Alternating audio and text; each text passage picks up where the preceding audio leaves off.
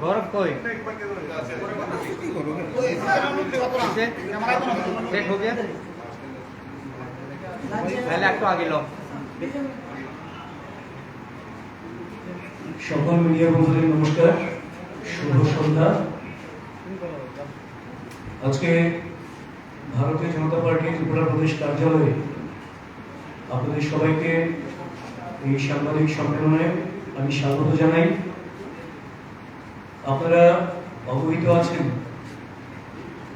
গত 29 আগস্ট, 28 এবং 29 আগস্ট দুদিনের ত্রিপুরা সফরে এসেছিলেন ভারতীয় জনতা পার্টির মাননীয় রাষ্ট্রীয় সভাপতি শ্রী জেপি নাড্ডা মহোদয় এবং 29 তারিখ খুমলুঙে ওনার একটি জনসভা ছিল। সেই জনসভাকে ঘিরে কিছু অপ্রীতিকর ঘটনা ঘটেছে। এই বিষয় নিয়ে আমাদের বক্তব্য রাখার জন্যই আজকের এই সাংবাদিক সম্মেলন।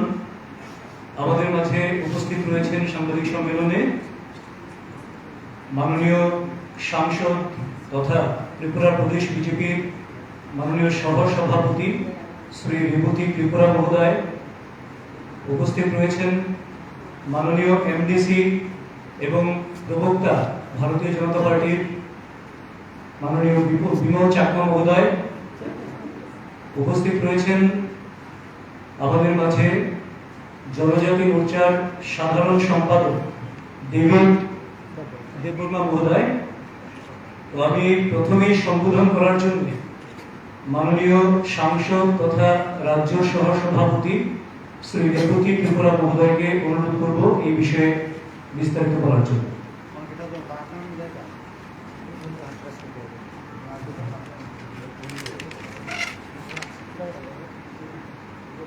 ধন্যবাদ সুব্রতদাকে এবং আমাদের সঙ্গে উপস্থিত আমাদের এমডিসি বিমল কান্তি চাকমা মহোদয় এবং আমাদের দেবেন্দ্র বর্মা, আপনারা যারা উপস্থিত সবাইকে আমার ব্যক্তিগত তরফ থেকে এবং দলের তরফ থেকে শুভ সন্ধ্যা এবং শুভেচ্ছা জানাচ্ছি এবং গণেশ পুজোর উপলক্ষেও সবাইকে আমার আন্তরিক শুভেচ্ছা।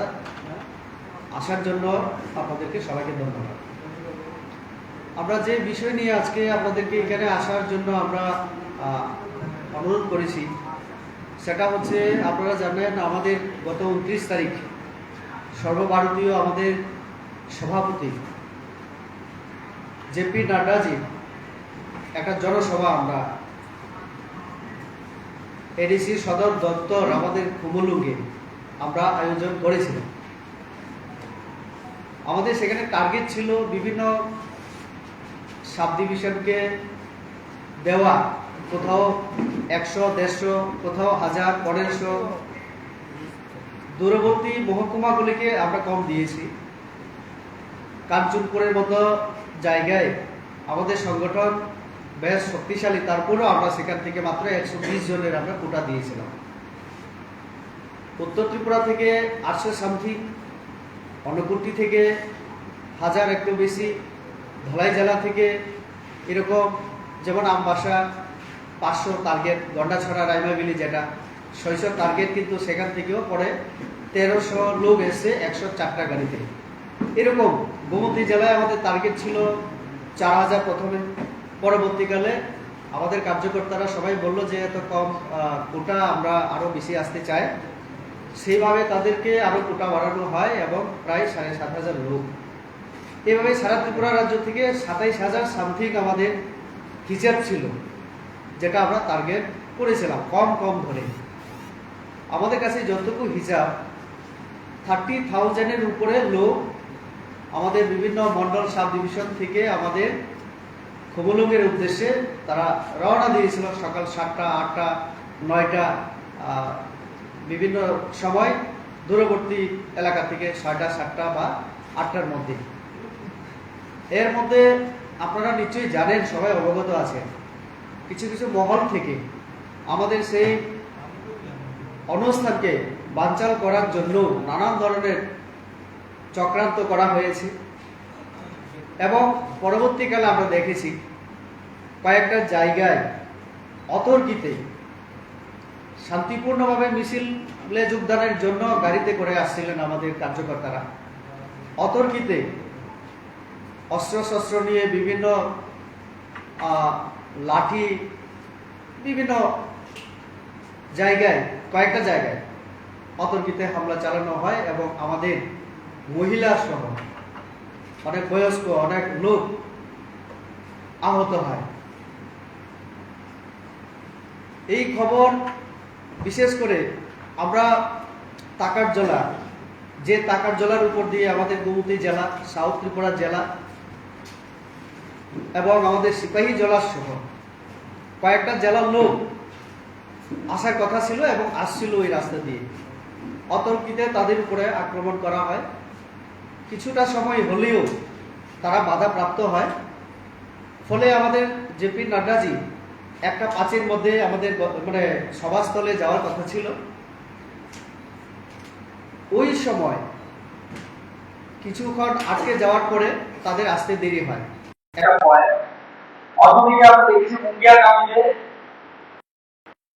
গাড়ির উপরে আক্রমণ করা হয়।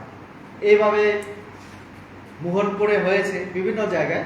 তো তারপরে একটু গাড়িগুলির যে গতি এটা বাধাপ্রাপ্ত হয় এবং যেই সময় আসার কথা মাঠের মধ্যে সভাস্থলে, তারা একটু দেরিতে সেখানে জিরানিয়ায় এসে পড়ে।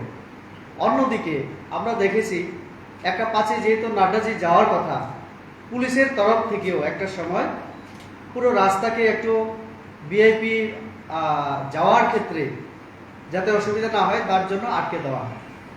ফলে হাইওয়েতে অনেক গাড়ি জমে যায়। বিভিন্ন মালের যে লরিজগুলি, ট্রাক গাড়িগুলি এবং অনেক যাত্রীবাহী অনেক বাস, অন্যান্য গাড়ি, আমাদের কার্যকর্তারা যে গাড়ি নিয়ে আসছিল সেই গাড়িগুলিও আটকে পড়ে। এইভাবে আমাদের রেল স্টেশনে আটকে পড়ে।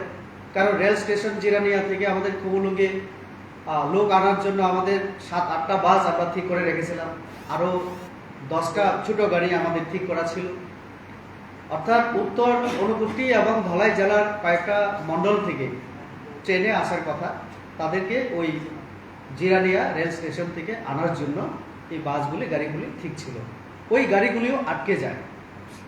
তারপরও অনেক মানে আমাদের কর্মীরা পায়ে হেঁটে আমাদের সভাস্থলে যায়। অন্যদিকে আরেকটা অসুবিধা আমরা লক্ষ্য করেছিলাম, সেটা ছিল প্রচণ্ড রৌদ্রের কারণে অনেক লোক মানে এদিকে ওদিকে এক জায়গায় তারা বসতে পারেনি। কারণ 11টা থেকে লোক আসতে শুরু করেছিল, 12টা, 1টা, 2টা অবধি তারা অপেক্ষা করছিলেন আমাদের নাড্ডাজির জন্য। তার মধ্যে আমাদের ভাষণ শুরু হয় এবং নাড্ডাজি প্রায় 2টার সময় সেখানে পৌঁছান। এটা হচ্ছে একটা দিক। অন্যদিকে আমরা যে উদ্দেশ্যে আজকে আপনাদেরকে দেখেছি সেটা হচ্ছে আমাদের এই যে জনসভায় আসার সময় আমাদের ত্রিপুরা যে মথা, যে দল, রাজনৈতিক দল, তারা যেভাবে বর্বরতা দেখিয়েছে, আমরা দেখেছি আমাদের দেপুরিসিএম ইতিমধ্যেই এই শব্দগুলি ব্যবহার করার ইচ্ছে নেই, তারপরে করতে হচ্ছে আমাদের। তালিবানি কায়দায় যেটা আমরা বলি, এটা মানে মনুষ্য সমাজে কোনো কাজ হতে পারে না। যেভাবে বর্বরতা তারা দেখিয়েছে তালিবানি কায়দায়, আজকে আমি নিজেও তেলিয়ামোড়া, আসারামবাড়ি কয়েকটা জায়গায় আমি সফর করেছি। উত্তর মহারানী এলাকায় যে সমস্ত কর্মীরা আক্রান্ত হয়েছিলেন, এরকম 7-8 জনের সঙ্গে আমি, আমাদের রামপদ জমাতিয়া মাননীয় মন্ত্রী, আমাদের জনজাতি মোর্চা প্রদেশের সভাপতি বিকাশ দেববর্মা, এমডিসি ভূমিকানন্দ রিয়া, আমরা এই এলাকাগুলি আমরা পরিদর্শন করি এবং আমাদের যারা আক্রান্ত তাদের সঙ্গে আমরা কথা বলেছি। পুলিশ অফিসাররা ছিলেন সেখানে, আমরা তাদেরকেও বলেছি, খোঁজখবর নিয়েছি কতজন অ্যারেস্ট হয়েছে। এই পর্যন্ত আপনাদের সামনে আমি একটা তথ্য দিতে চাই। ওই সবাই যারা এসছিলেন তাদের মধ্যে 55 জন, 55 টোটাল ইনজিউর্ড হওয়ার পরে, তাদের হাতে আক্রান্ত হওয়ার পরে হসপিটালাইজড হয়। কিছু আমাদের বিশ্রামগঞ্জের হসপিটালে, ঝিরানিয়া কাছাকাছি যেখানে আক্রান্ত হয়েছিল তার প্রথমে নিয়ে যাওয়া হয়, তারপরে সিরিয়াস যারা আরো ভালো চিকিৎসার জন্য সেখান থেকে জীবিতে পাঠানো হয়। টোটাল 55 আমাদের হাতে। এর মধ্যে 7 জন খুব সিরিয়াস। আমাদের অনেক কার্যকর্তা, আমাদের মন্ত্রীরাও গেছেন, আমাদের কেন্দ্রীয় মন্ত্রীও গেছেন, আমাদের রাজ্যমন্ত্রী গেছেন, এবং আমাদের অনেক নেতৃত্ব জীবিতে গিয়ে বিভিন্ন জায়গায় গিয়ে গতকাল থেকে তারা দেখে আসছেন। আমাদের পার্টির তরফ থেকে আমরা সাহায্য করছি বিভিন্নভাবে। আমার কথা হচ্ছে, একটা গণতান্ত্রিক রাষ্ট্রের একটা রাজনৈতিক দল যারা আবার বেশি করে সংবিধানের কথা বলে, মাঝে মধ্যে আমি তো দেখি আমাকে সংবিধানের কপি দিয়ে আমাকে সংবিধানের পাঠ দেওয়ার চেষ্টা করি। তিনি আবার একদিন আগে সাংবাদিকদের দেখে বা অনলাইনের মাধ্যমে যেভাবে হোক তিনি একটা নাটক করেছিলেন, আমি বলবো নাটক। বললেন, জেপি নাড্ডাজি ওয়েলকাম, স্বাগত। অন্যদিকে ওনার কি বাহিনী আমি জানি না, মাঝে মধ্যে দেখি ওয়ারিয়ার। আমরা শুনেছি এটা রাজ আমলে এই শব্দগুলি শুনি, গণতান্ত্রিক যুগে ওয়ারিয়ার শব্দ অর্থহীন, কিন্তু তিনি সবটাই রাজতন্ত্রের যুগের সেই আমলের শব্দগুলিকে বাঁচিয়ে রাখার চেষ্টা করছেন। ওয়ারিয়ার কারা? আপনারা আমার থেকে আরো ভালো বুঝেন। তো ওয়ারিয়ারদেরকে তিনি তাহলে কি এই কাজটাই করতে বলেছিলেন? একদিকে অনুরোধ করেন ওয়েলকাম, কথা বলতে চায়, সাংবিধানিক সুরাহা আমাদের দরকার, সাংবিধানিক অধিকার, কনস্টিটিউশনাল সলিউশন, এই শব্দগুলি। আর অন্যদিকে এই যে কাজটা, এটা সংবিধান বিরোধী, গণতন্ত্র বিরোধী। এটা আমরা নিন্দা জানাই, তীব্রভাবে নিন্দা জানাই। দুঃখের কথা, উনি অনেক কিছু কথা বলেন, কিন্তু তারপরের দিন এত ঘটনা হয়ে যাওয়ার পরে একবারের জন্য তিনি নিজেদের কর্মীদের উদ্দেশ্যে তিনি বার্তা দেননি কিছু। আমি আজকেও যে জায়গায় গিয়েছি, উত্তর মহারানী এলাকায়, আমি এরকম অহিংসা কার্যকলাপ আমরা বিশ্বাস করি না। তার জন্য আমাদের কার্যকর্তাদেরকে আমরা বলেছি, আমরা যারাই সেখানে আমরা গিয়েছিলাম, আমরা বলেছি আপনারা একতাবদ্ধভাবে পাড়ার সকলে আপনারা কথা বলুন। এমনকি আমি বলেছি যে যারা আইপিএফটি এবং যারা এই যে মথার নেতৃত্ব, তাদের সঙ্গে কথা বলুন। কারণ আমি শুনেছি মহারানী এলাকায় এইসব যারা করছে তারা কিন্তু বাইরে থেকে গিয়েও করছে।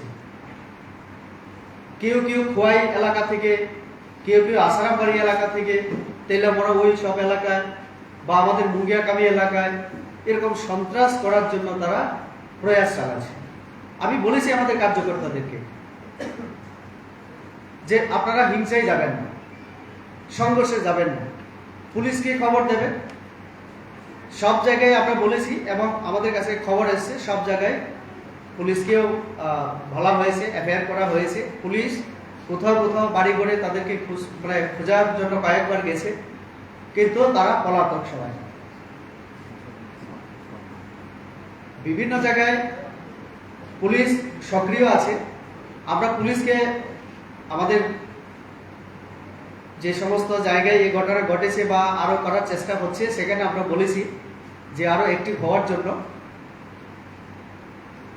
কাজেই আমরা এই ঘটনার তীব্র নিন্দার সাথে সাথে আমরা আহ্বান রাখতে চাই আমাদের কর্মীদের এবং ত্রিপুরাবাসী সবাইকে যে শান্তির পরিবেশ বজায় রাখুন। আমরা মানুষের সাথে আমরা কাজ করছি এবং আমরা যে কথা আমরা 18 আগে বলেছিলাম, সবকা সাথ সবকা বিকাশ, সবাইকে নিয়ে চলার আমাদের মানসিকতা। তো কাজেই যাতে হিংসায় কেউ তাদের পাতানো ফাঁদে কেউ যেন পা না দেয়, আমরা শান্তি এবং উন্নয়নে বিশ্বাস করি। এ কথা আমাদের কার্যকর্তার উদ্দেশ্যে এবং আপনাদের মাধ্যমে আজকে একটা বার্তা, সেটাই আমরা দিতে চাই যে হিংসা দ্বারা কোনো উন্নতি, কোনো থাঞ্চা কখনো সম্ভব না। আমরা দেখেছি, আমি যে লোকটার সঙ্গে আজকে আমাদের কয়েকজনের সঙ্গে কথা হয়েছি, একজন মহিলা বলছিলেন পরিচিত, কিন্তু একটা বড় রড দিয়ে তার বুকের মধ্যে মারার চেষ্টা করেছিল। ফলে একজন পুরুষ লোক সেখানে হাতটা বাড়ানোতে তার হাতের মধ্যে লেগে যায়, না হলে মহিলা হয়তো জায়গাতেই শেষ হতো। একজন ভদ্রলোকের চোখের মধ্যে পুরো চোখটা নষ্ট করার জন্য, একদম শেষ করার জন্য রড দিয়ে মারার চেষ্টা করেছিল, সরে যাওয়াতে গাড়িতে লেগে যায়, তারপরে একটা কোনায় লেগে আহত হয়। পুরুষ মহিলা কাউকে তারা বাদ দেয়নি। তো এরকম বর্বরতা, এরকম তালিবানি কায়দায় আমরা কখনো দেখিনি। এর মধ্যে কয়েকটা নাম এসছে যারা একটা সময় সিপিএম এর চেয়ারম্যান ছিল, নেতা ছিল, আজকে তারাই আবার ওই মাথা দিয়েও তারা নেতৃত্ব দিচ্ছে, এরকম খবর আমাদের কাছে এসছে। আমরা তো বরাবর বলে থাকি লাল মাথা। আসলে এই মাথা, লাল মাথা সম্পূর্ণভাবে কন্ট্রোল আমাদের প্রদ্যুৎ বাবুর হাতে নেই। আমি শুনেছি তাদের মধ্যেও, দলের মধ্যে নানা কলহ চলছে। এইগুলিকে, এই যে দুর্বলতা যে দিক, এটাকে ধামা চাপা দেওয়ার জন্য তারা এই যে হিংসায় তারা নেমে এসছে। কাজেই আমাদের দলের তরফ থেকে আমরা তার প্রতিবাদ এবং বিরোধিতা জানাচ্ছি।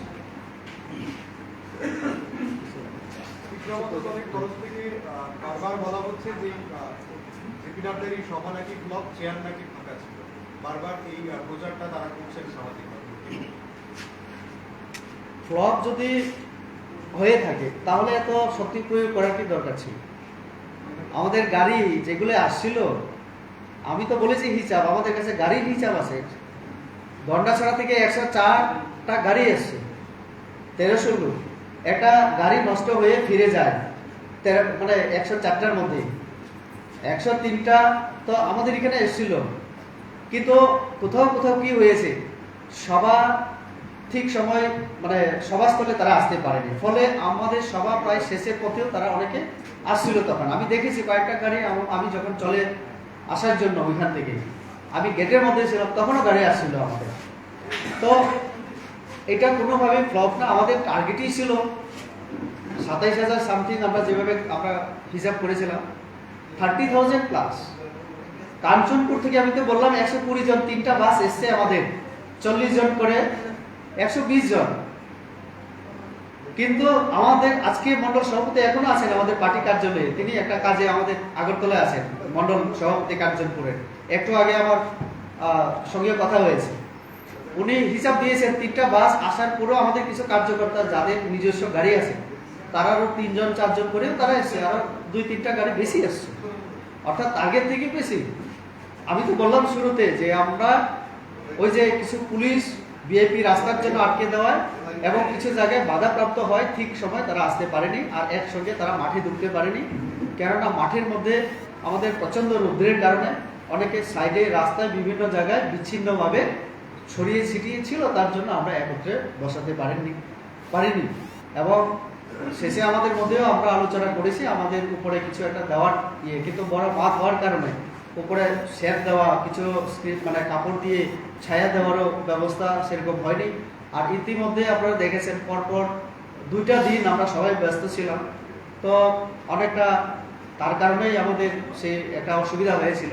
কিন্তু মানুষ আমাদের টার্গেট অনুসারে সব জায়গা থেকে, এর মধ্যে শুধু একটা জায়গা থেকে আমি আপনাদের সুবিধার্থে আমি বলতে পারি, কমলপুরে তার একদিন আগে একটা ড্রাইভারের ঘটনাকে কেন্দ্র করে তারা 3টা জায়গায় রাস্তা আটকে রেখেছিল। আমাদের গাড়িগুলি রেডি ছিল, 11টা পর্যন্ত কমলপুর আমবাসার রাস্তা বন্ধ ছিল, তারপরে খোয়াই রাস্তা বন্ধ ছিল, বিভিন্ন জায়গায় তারা বন্ধ করে রেখেছিল ওই ঘটনাকে কেন্দ্র করে। এটা আমাদের সঙ্গে কোনো নেই, অন্য আরেকটা ঘটনা ইস্যুকে কেন্দ্র করে। কিন্তু উদ্দেশ্য আমাদের এই যে জনসভাকে ব্যাহত করা, একটু বাধা দেওয়া, এটা তাদের দিয়েছিল। তো কাজে সব দিক থেকে আমরা যদি বিচার করি তাহলে আমাদের সভা সফল, এবং মানুষ আমাদের জনসভায় এসেছিল। শুধু একত্রে বসানোর ক্ষেত্রে, দেখানোর ক্ষেত্রে আমাদের একটু অসুবিধা, সেটা আমরাও বলছি। আচ্ছা, জনসভার দিন তো রাস্তায় মানে মুড়ে দেখলাম আমরা, সামাজিক মাধ্যমেও ভাইরাল হয়েছে, ছবিগুলি আবার সংবাদ মাধ্যমে প্রকাশিত হয়েছে, ধারালো অস্ত্র নিয়ে রাস্তায়, নিয়ে রাস্তায়। যেহেতু আপনারা প্রশাসনের দায়িত্ব রয়েছেন, এখনো পর্যন্ত কাউকে কি গ্রেফতার করা হয়েছে? আমি তো বললাম সেটা পুলিশ সব জায়গায় অ্যাক্টিভ আছে। পুলিশ অনেক বাড়িতে কয়েকবারও গেছেন। আমি আজকেও খোয়াই জেলাতে যেহেতু ছিলাম, গতকালে আমি এসপির সঙ্গে কথা বলেছিলাম, বাবুর সঙ্গে। তিনি যখন আমি খবর পেলাম মুঙ্গিয়া কামিতে ঘটনা হয়েছে, আমি তাৎক্ষণিক ওনার সঙ্গে কথা বলে উনি ব্যবস্থাও করেছেন, কিন্তু মুঙ্গিয়া কামিতে দ্বিতীয়বারের ঘটনা হয়নি। আজকে আমি যেহেতু আমি গিয়েছিলাম, তো আমি খবর দেওয়ার পরে তাদের সঙ্গে কথা বলার পরে ওনারা অনেক বাড়িতে 2বারও গেছেন, 3বারও, কিন্তু তারা এখন পলাতক। তো পুলিশ তাদেরকে আমাকে কথা দিয়েছে তাদেরকে ছাড়বে না, যেখানে পাওয়া যাবে সেখানে ধরা হবে, হয়তোবা একটা সময় না। চিহ্নিত করা হয়েছে? অবশ্যই আমরা নাম সব কিছু দিয়ে ডিটেলস দিয়ে আমরা এফআইআর করেছি সব জায়গায়। কিছু কিছু লোক হয়তোবা 100 জনের মধ্যে আমরা 1-2জনকে চিনতে পারিনি, কিন্তু তাদের যে নেতৃত্ব, যারা নেতৃত্ব দিয়েছিল সেই আক্রমণের, তাদের নাম দিয়ে আমরা তাদের সাথে আরো 2 জন বা 3 জন ছিল বা 10 জন ছিল, এরকম আমরা পুলিশকে ইনফরমেশন আমরা দিয়েছি। আমার 3টে প্রশ্ন আছে। বলুন। আপনি বললেন যে বেশ কিছু প্রাক্তন সিপিআইএম নেতৃত্ব যারা এখন মথাতে যোগ দিয়েছেন তাদেরও দেখা গেছিল সেদিন। তো আপনারা প্রায় লাল মাথা বলেন, এই ঘটনার পেছনেও কি লাল ছিল? 1, 2 বলেছেন যে এই র্যালি আপনাদের মধ্যে সাকসেসফুল, লোক এসেছিল সময় মতো বুঝতে পারেনি, কতজন লোক আসলে আসতে পেরেছিল? 3, আপনারা অভিযোগ করেছেন বলছেন, কটা অভিযোগ এখন অব্দি করা হয়েছে, কজনের বিরুদ্ধে মোট কাজ সারা হচ্ছে? আচ্ছা, এটার সাথে আমি একটা অ্যাড করছি, একটু স্পেসিফিক জায়গাগুলো উল্লেখ করে দেবেন। সিপিএম প্রাক্তন চেয়ারম্যান এবং নেতারা কোন কোন জায়গায়?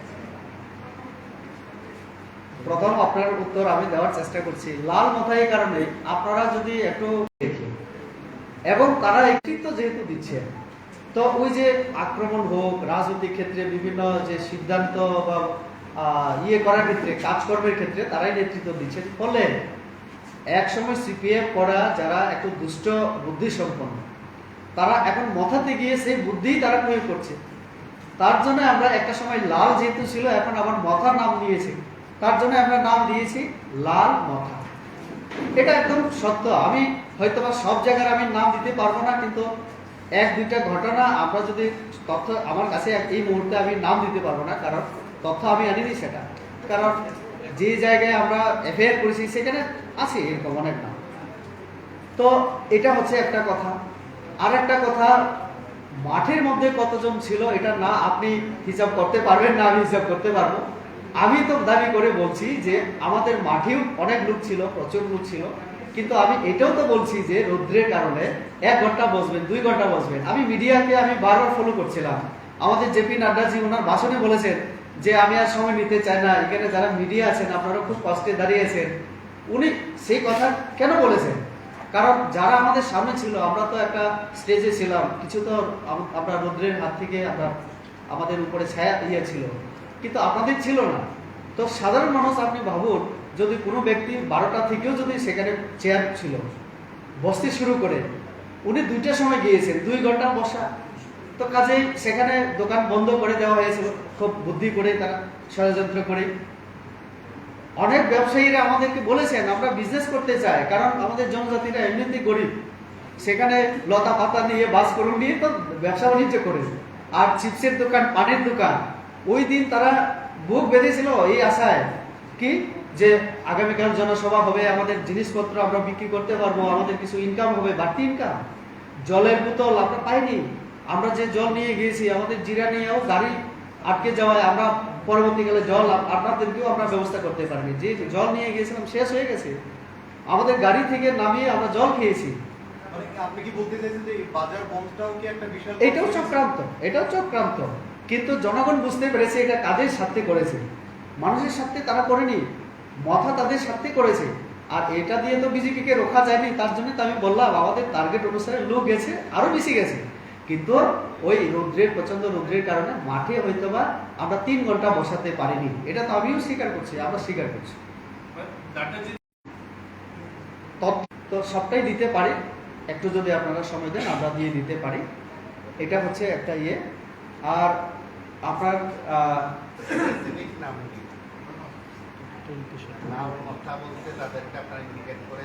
হ্যাঁ, ওইটাই যেগুলি নাম দিয়ে আমরা এফআইআর করেছি সেটা তো আছে, কপিও আছে আমাদের।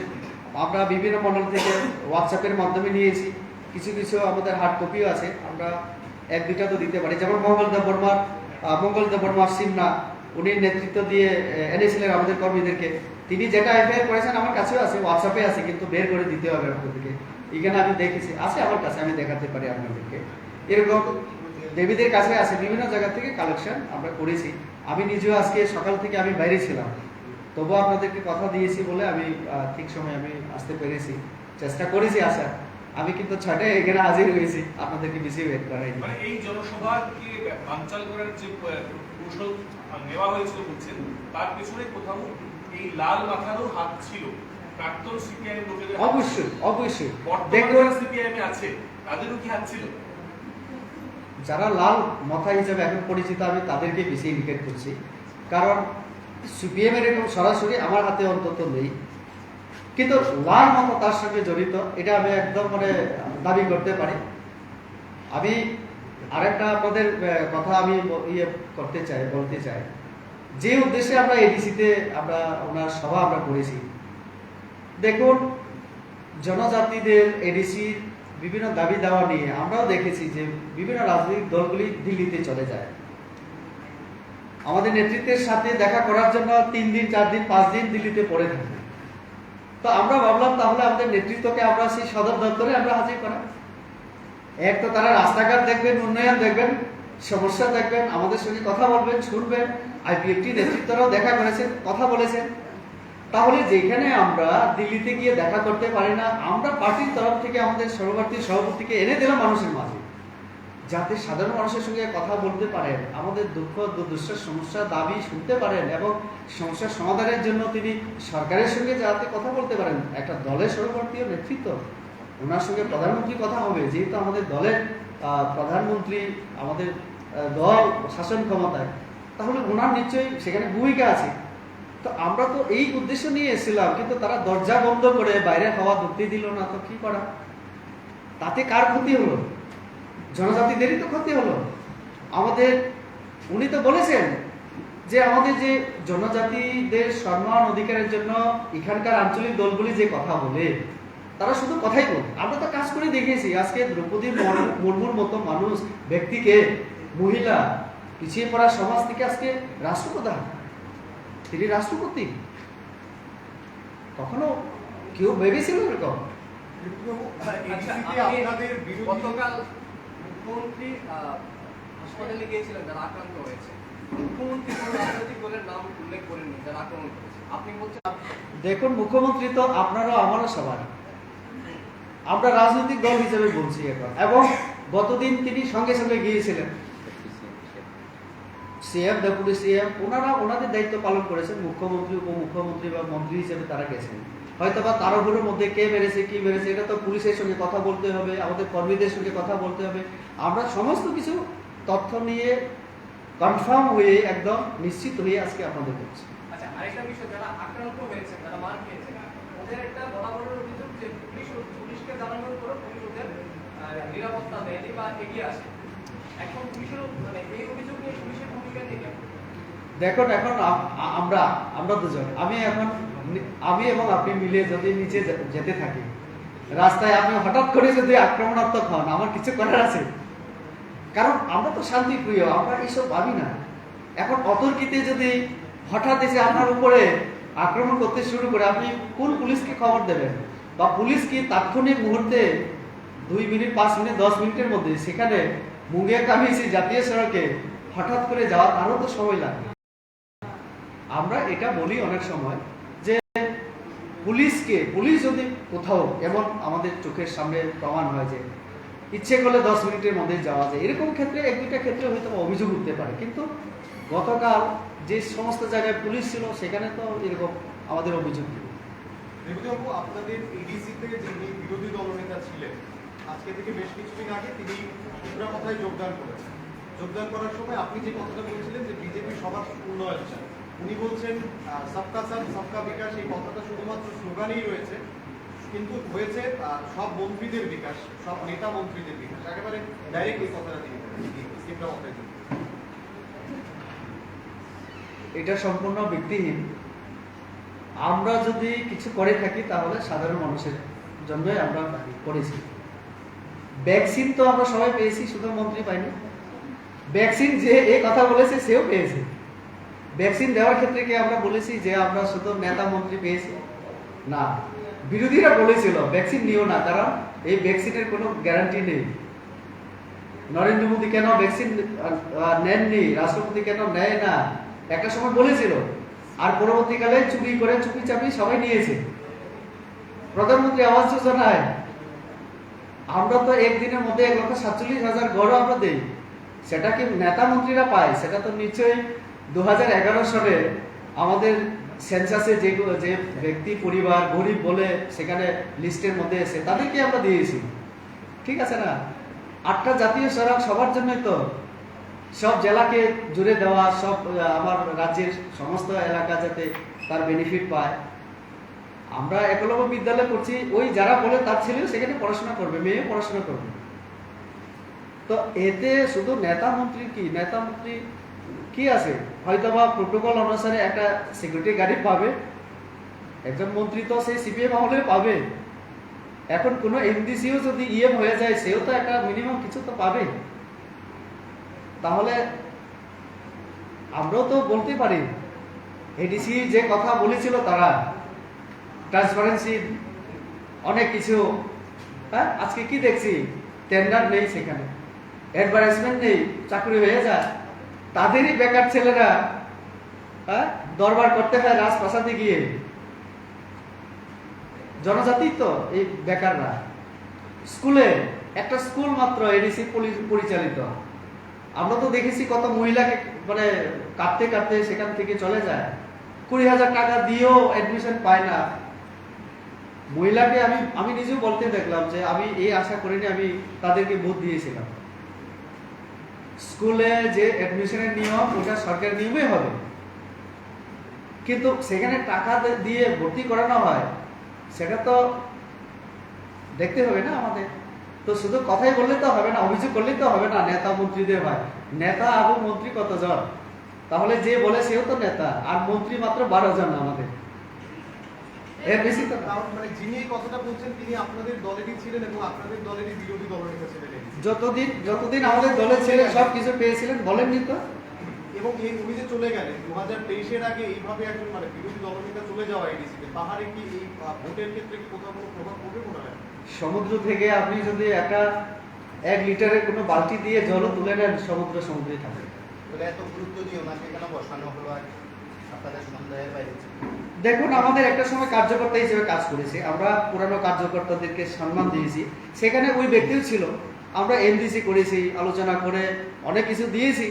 তারপরেই যদি আরো বেশি পেতে চায়, টাকার লোভে ক্ষমতার লোভে কেউ যদি চলে যায়, আমরা যা বুঝানোর বুঝিয়েছি। তার মধ্যে যদি সদ্বুদ্ধি না আসে, কিছু করার নেই, দেখা যাবে রাজনীতিতে। আগে কি ট্যাগ দিয়েছিলেন বিষয়টা? কি বলেন? ওনার যাওয়ার বিষয়টা কি ট্যাগ দিয়েছিলেন আপনারা? আমরা যেদিন খবর পেয়েছি সেই দিনও আমরা ওনাকে বোঝানোর চেষ্টা করেছি।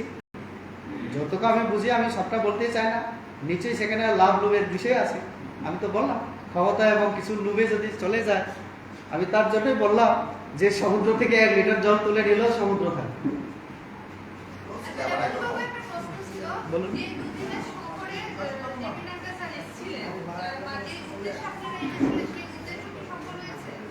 নিশ্চয়ই, কারণ আমাদের সাংগঠনিক বিষয়ে তিনি আমাদেরকে পরামর্শ দিয়েছেন। 2023 যে নির্বাচন, আরো 5-6 মাস আমাদের পার্টির সংগঠনকে কিভাবে আরো শক্তিশালী করা, কি কর্মসূচি আমাদের নেওয়া, মানুষের জন্য আরো কিভাবে কাজ করা, নিশ্চয়ই এগুলি তিনি আমাদেরকে পরামর্শ দিয়ে গেছেন। যেমন তেমনি উনি বিভিন্ন মানুষের সঙ্গে, সাধারণ মানুষের সঙ্গেও তিনি মত বিনিময় করেছেন, সেখানে আমাদের সাধারণ মানুষও লাভবান হয়েছে। এবং এই যে জনসভার মাধ্যমে আমরা যে বার্তা দেওয়া সেটা আমরা দিয়েছি, এবং অন্য দলও যেভাবে তাদের হিংসার বার্তা মানুষ বুঝতে পেরেছে যে তারা হিংসা ছাড়া কিছু আর বুঝে না, উন্নয়ন তো করতে পারবে না তারা জানে। তার জন্যই আমরা যে উন্নয়নের জন্য ভাবছি, আমাদের কেন্দ্রীয় নেতৃত্বকে একদম আমাদের গ্রামে নিয়ে আমরা আসছি, সেটাতে তারা আতঙ্কিত, তার জন্যই বাধা দেওয়া। আমরা সকল, পুরোপুরি সকল। যা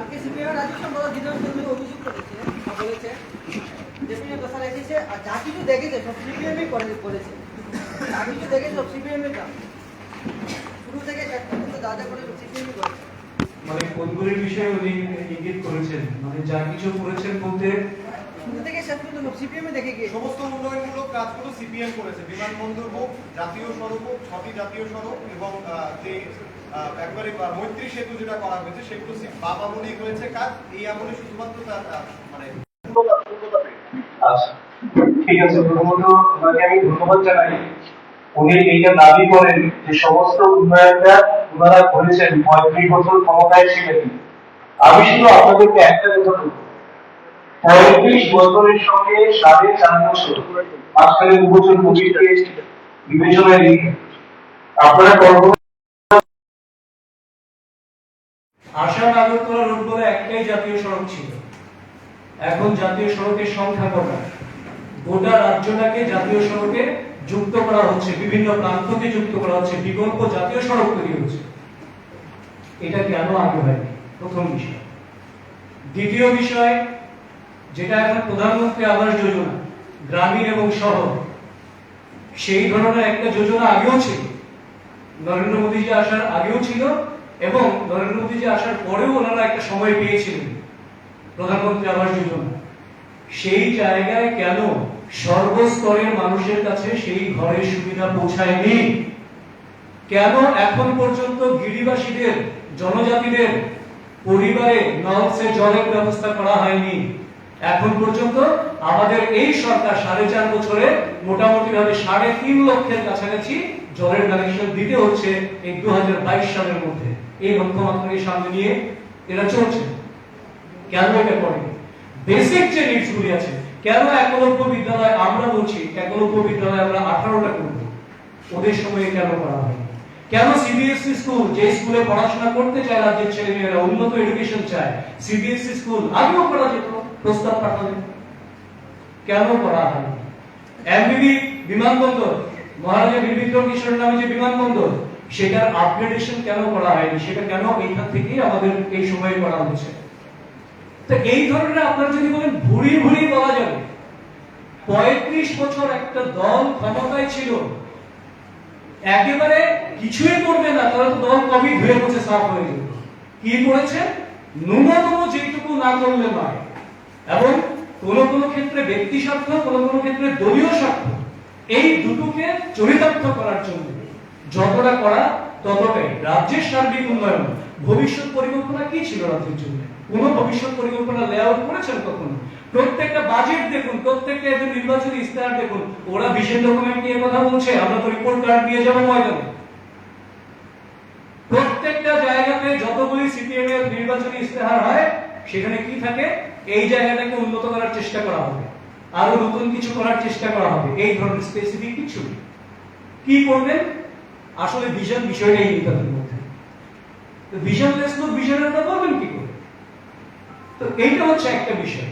কাজে এইভাবে মানুষের সঙ্গে যদি মিথ্যার বেশাতি করেন, আজকে কেন এই সিপিএম এর 35 বছর ক্ষমতায় ছিলেন, কেন আমার রাজ্যের লেবু, আমার রাজ্যের আনারস, এগুলি কি নতুন করে গজাতে শুরু করেছে? এটা তো ঠিক 70 বছর 80 বছর ধরে রাজ্যে বহুদিন ধরে চাষ হচ্ছে, এগুলি নিরামিক তো আজকে তৈরি হয়নি। কেন সেগুলি আন্তর্জাতিক বাজার পায়নি? এই প্রশ্নগুলি আপনারা করবেন, দয়া করে আমি অনুরোধ করছি, এবং রাজ্যবাসী এগুলি বিবেচনায় রাখছেন। আরেকটা কালকে উনি আরেকটা অভিযোগ করেছেন যে ভিশন ডকুমেন্টের 100% কাজ হয়ে গেছে দাবি করেছেন জেপি নাড্ডা। তিনি বলছেন যে হয়নি, এবং এর মধ্যে একটা স্পেসিফিক করে তিনি বলেছেন 10,330 এর চাকরি প্রদান করা।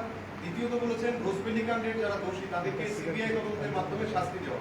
তিনি বলেছেন যে সিবিআই এসেছিল, কিন্তু খোঁজ খবর নিয়ে দেখা গেছে যে আপনাদের দলেরই নাকি অনেক সেখানে রয়েছেন। একেবারে এবার চিন্তা করুন, সিপিএম সিবিআই এর খবর রাখে, তো সিবিআই কার খবর রাখবে? কি বিভ্রান্তিকর অমূলক কথাবার্তা, এবং কি মানে স্পর্ধা নিয়ে কথা বলেন যে সিবিআই কি জানে সেটা সিপিএম কে বলে গেছে সিবিআই। তো এটা মানুষ বিশ্বাস করবে? এরকম মনে করেছে যে মানুষ এগুলো বিশ্বাস করবে? 10,323 আমরা এখনো বলি, দল এখনো তাদের প্রতি সহানুভূতিশীল, এবং এটা ভুলে গেলে চলবে না। 10,323 এর চাকরি কিন্তু বিজেপি বা এই ধরনের কোনো বিষয় দ্বারা মাননীয় সুপ্রিম কোর্টের আদেশ বলে সেই চাকরিগুলি বাতিল হয়েছে। এবার যদি কেউ এখন প্রমাণ করার চেষ্টা করছে সেগুলি বাতিল হয়নি, না হলে সরকার নিয়ে নেবে। সুপ্রিম কোর্টের আদেশ করে দেখাক না যে চাকরি বাতিল হয়নি, কি হয়েছিল দেখা, কোর্ট বলে দিন, সরকার নিয়ে নেবে, প্রথম বিষয়। কিন্তু এইটা ভুলে গেলে চলবে না, ভিশন ডকুমেন্টে আমরা বলেছি মানবিক দিক থেকে তাদেরকে বিচার করা হবে এবং সেই বিচারটা যথারীতি তাদের জন্য ন্যায় করার জন্য 2 বছর তাদের চাকরিকে এক্সটেন্ড করার বিষয়টা যদি কেউ করে থাকে, ভারতীয় জনতা পার্টি ত্রিপুরা প্রদেশ সেই উদ্যোগ গ্রহণ করেছিল এবং তারপরেও একটা লামসাম অ্যামাউন্ট যখন সেই টেনিউরটা শেষ হয়ে গেল, কোর্টে আর কোনোভাবে সেটাকে এক্সটেন্ড করা গেল না, সেই সময় একটা লামসাম অ্যামাউন্ট দেওয়ার ব্যবস্থাও কিন্তু ভারতীয় জনতা পার্টির সরকার, বিজেপি সরকার, ত্রিপুরা সরকার করে দিয়েছেন। কাজে এখনো আমরা বলি, আমরা এখনো সহানুভূতিশীল, যদি কোর্ট নির্দেশিকা দেয় সরকার অবশ্যই সেটাকে গ্রহণ করবে। সবাইকে অনেক অনেক ধন্যবাদ, নমস্কার।